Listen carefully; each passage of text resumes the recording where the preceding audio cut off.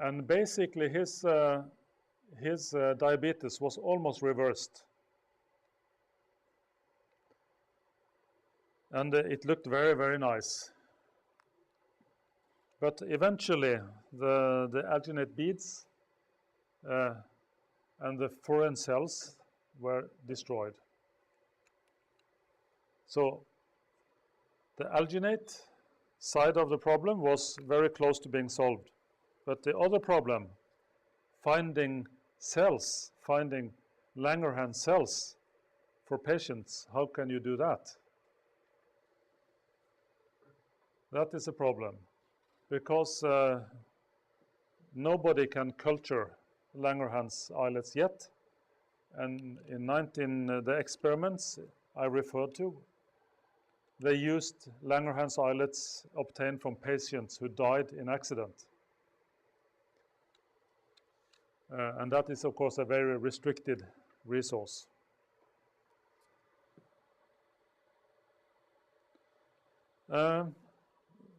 My colleagues in the department are involved currently in something we call the Chicago Project.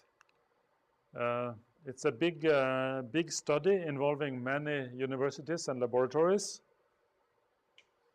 in Europe and also including Norway and in Canada and United States. And different groups made different alginate beads for immobilizing Langerhans islands like this. And it turned out it's only epimerized alginate from Trondheim that works. And this is an example that after 16 days, the cells inside the bead are happy and alive, and no overgrowth occurs. This is not for human trial. This is for animal trial. Currently, they use baboons for this experiment.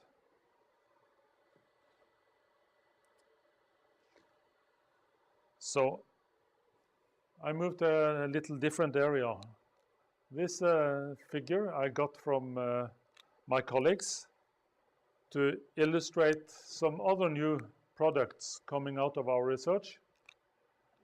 And this figure you have seen before, the gelling of alginate.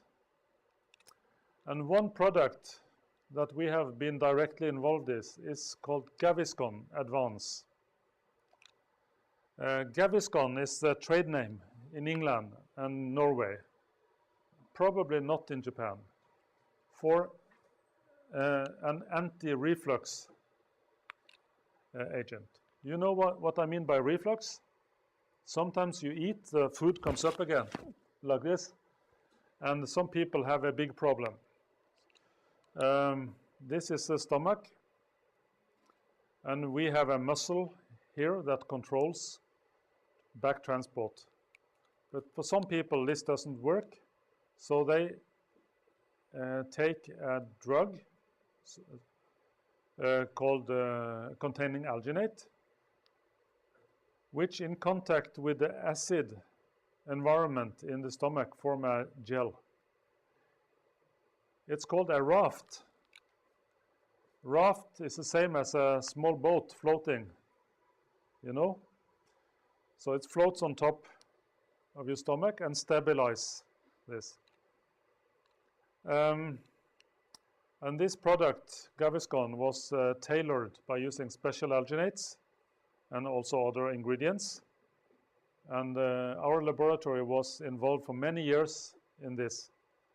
And Gaviscon is the most prescribed drug in the United Kingdom. I think that reflects what they eat.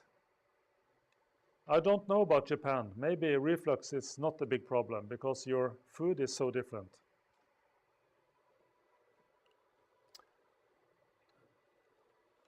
Another example of using alginate is dental impression. Dental impression material is what the dentist put in your mouth to find the shape of your teeth.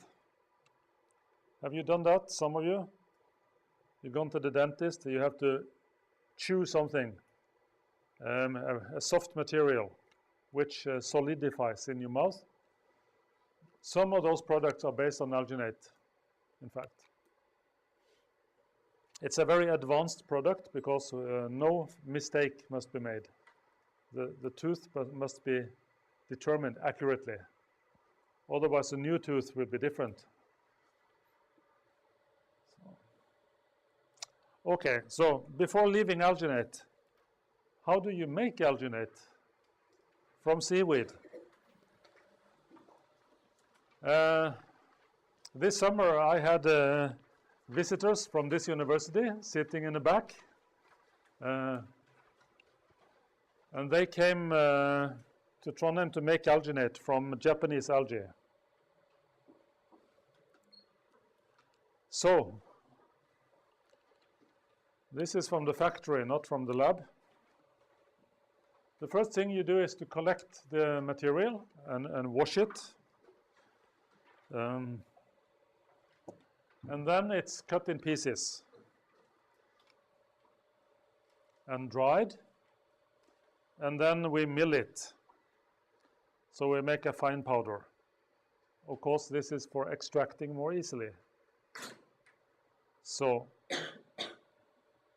the first really important step chemically is to wash with dilute acid. And the effect of dilute acid is to exchange calcium for proton. So after washing with the dilute acid, you don't have calcium alginate inside the plant, but alginic acid, which is also insoluble. It doesn't leak out. Like this, calcium alginate plus protons give alginic acid and free calcium, and the calcium is washed away. We have to get rid of that. This is insoluble, but this is also insoluble. Then the next step is to neutralize and take pH up to about 10. So we can use sodium hydroxide or bicarbonate or carbonate. This converts alginic acid into sodium alginate, but sodium alginate is water soluble. So now your system becomes very viscous because of the alginate. So then we remove particles containing no alginate, containing phenols, proteins, cellulose, and so on. And they are thrown away. And then the alginate is precipitated again, either with proton to make alginic acid or calcium to make calcium alginate. This is calcium alginate in the factory. Some customers want calcium alginate, but in most cases, after washing, it's neutralized again to make sodium alginate. So, alginic acid like this. We add alkali a little bit. So the end product is sodium alginate, which is then dried and sold to the customer.